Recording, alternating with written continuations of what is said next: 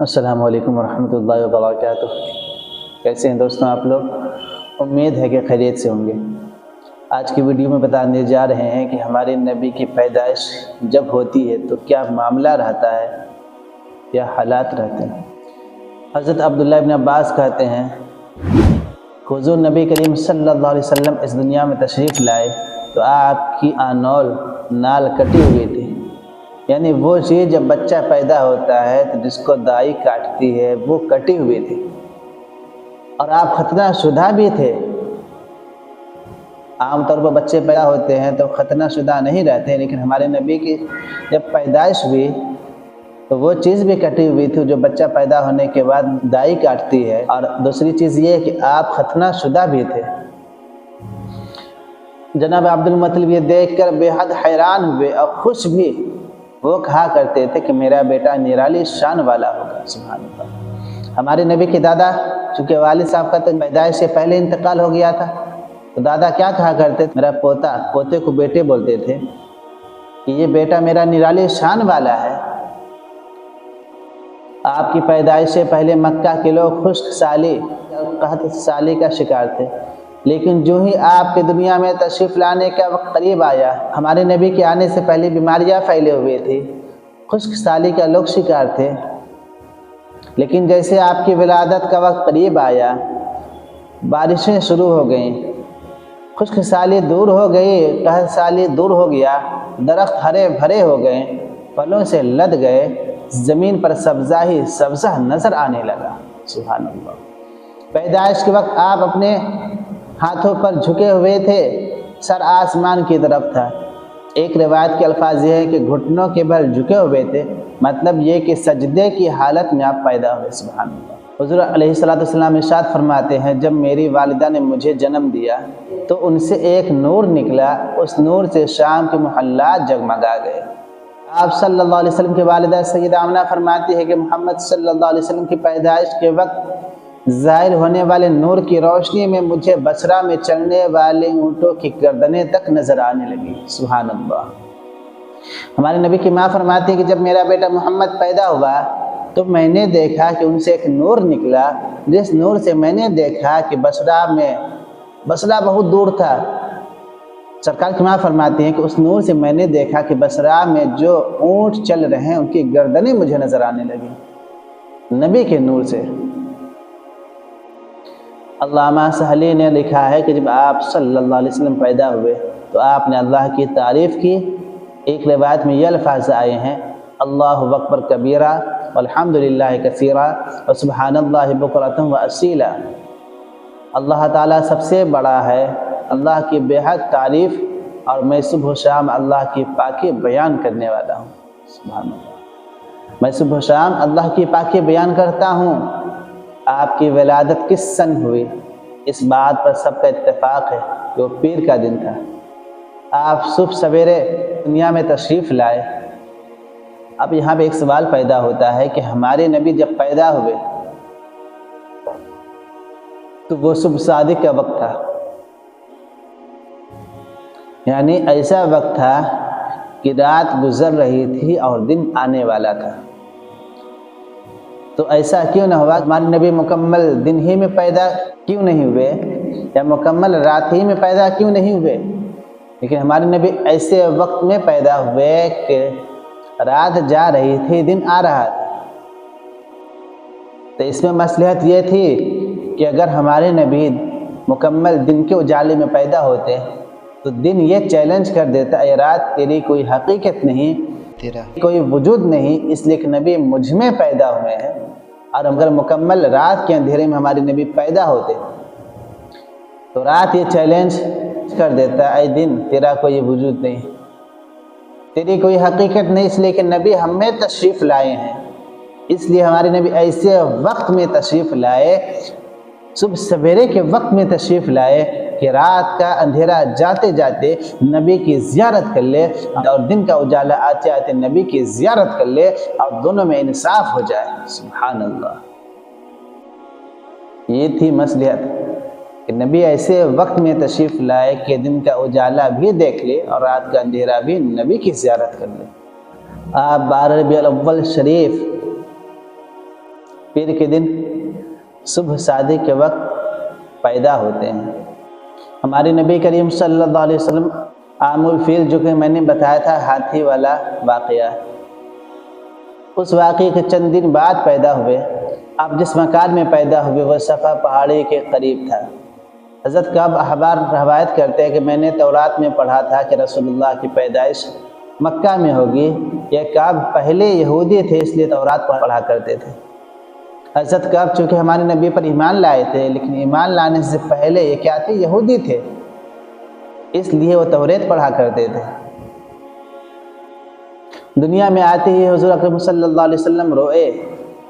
حضرت عبد الرحمن بن عوف کی والدہ کہتی ہیں کہ جب حضرت آمنہ کی ولادت ہوئی تو میں وہاں موجود تھی۔ آپ صلی اللہ علیہ وسلم میرے ہاتھوں میں آئے۔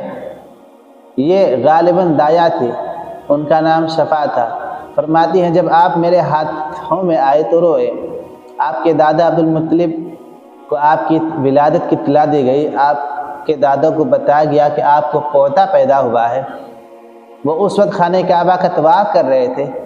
اطلاع ملنے پر گھر پہنچے، بچے کو گود میں لیا۔ اس وقت آپ کی والدہ نے ان سے کہا یہ عجیب بچہ ہے، سجدے کی حالت میں پیدا ہوتا ہے، یعنی پیدا ہوتے ہی اس نے پہلے سجدے کیا، پھر سجدے سے سر اٹھا کر انگلی آسمان کی طرف اٹھائی۔ عبد المطلب نے آپ کو دیکھا، اس کے بعد آپ کو کعبہ میں لے آئے، آپ کو گود میں لیے رہے اور طواف کرتے رہے، پھر واپس لا کر حضرت آمنہ کو دے دیا۔ ہمارے نبی کو نبی کے دادا نے طواف کروایا، پھر لا کر کے ہمارے نبی کی ماں کو دے دیا۔ آپ کو عرب کے دستور کے مطابق ایک برتن میں ڈھانپا گیا، لیکن وہ برتن ٹوٹ کر بکھر گیا۔ اس وقت آپ اپنا گوشت چوس رہے تھے۔ اس موقع پر شیطان بری طرح چیخا۔ تفسیر ابن مخلد میں ہے کہ شیطان 4 مرتبہ چیخا ہے، 4 مرتبہ چلایا ہے۔ پہلی بار اس وقت جب اللہ تعالیٰ نے اسے ملعون ٹھہرایا تھا، اللہ نے اسے مردود کہا تھا۔ جب اس نے حضرت آدم علیہ السلام کو سجدہ کرنے سے انکار کیا تھا تو اللہ نے اسے ملعون فرمایا۔ پہلی مرتبہ اس وقت چیخا تھا، اور دوسری مرتبہ اس وقت چیخا تھا جب اسے جنت سے نکال کر دنیا میں بھیج دیا گیا، اور چوتھی مرتبہ شیطان اس وقت چیخا جب ہمارے نبی کریم صلی اللہ علیہ وسلم پر سورہ فاتحہ نازل ہوئی۔ یہ 4 مقام ہیں جس وقت شیطان چیخا ہے۔ اس موقع پر حضرت حسان بن ثابت کہتے ہیں کہ میں 8 سال کا تھا، جو کچھ دیکھتا اور سنتا تھا اس کو سمجھتا تھا۔ ایک صبح میں نے مدینہ منورہ میں ایک یہودی کو دیکھا، وہ ایک اونچے ٹیلے پر چڑھ کر چلا رہا تھا۔ لوگ اس یہودی کے گرد جمع ہو گئے، بولے کیا بات ہے، کیوں چیخ رہے ہو؟ یہودی نے جواب دیا احمد کا ستارہ طلوع ہو گیا ہے اور وہ آج رات پیدا ہو گئے ہیں۔ حضرت حسان بن ثابت بعد میں 60 سال کی عمر میں مسلمان ہوئے، 120 سال کی عمر میں انہوں نے وفات پائی، گویا کہ ایمان کی حالت میں 60 سال زندہ رہے۔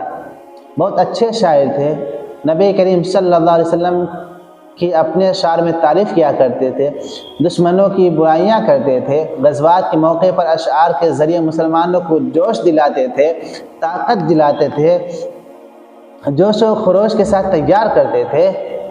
اسی بنیاد پر انہیں شاعر رسول کا خطاب سے نوازا گیا، یعنی نبی کے شاعر۔ یاد رکھیے کہ دنیا کا سب سے پہلا شاعر اسلام کون؟ تو یہ حضرت حسان بن ثابت ہے، جو اسلام کے سب سے پہلے شاعر ہیں۔ وہ جب شاعری کرتے تھے ہمارے نبی کریم صلی اللہ علیہ وسلم خطبے کو بند فرما دیا کرتے تھے، اپنی جگہ پر انہیں مقرر فرمایا کرتے تھے، اپنی جگہ پر انہیں بیٹھا دیا کرتے تھے، اتنی محبت فرماتے تھے حضرت حسان سے۔ حضرت کعب فرماتے ہیں کہ میں نے تورات میں پڑھا، اللہ تعالیٰ نے حضرت موسیٰ علیہ السلام کو حضور صلی اللہ علیہ وسلم کی ولادت کی وقت کی خبر دی، اور حضرت موسیٰ علیہ السلام نے اپنے قوم بنی اسرائیل کو اس کی اطلاع دی تھی۔ اس سلسلے میں انہوں نے فرمایا چنانچہ تمہارے نزدیک جو مشہور چمکدار ستارہ ہے، جب وہ حرکت میں آئے گا تو وہی وقت رسول اللہ کی پیدائش کا ہوگا۔ یہ خبر بنی اسرائیل کے علماء ایک دوسرے کو دیتے چلے آئے تھے، اور اس طرح بنی اسرائیل کو بھی حضور صلی اللہ علیہ وسلم کی ولادت کا وقت اور اس کی علامت معلوم تھی۔ حضرت عائشہ رضی اللہ عنہ فرماتی ہے کہ ایک یہودی عالم مکہ میں رہتا تھا، جب وہ رات آئی جس میں ہمارے نبی پیدا ہوئے تو وہ قریش کے ایک مجلس میں بیٹھا تھا۔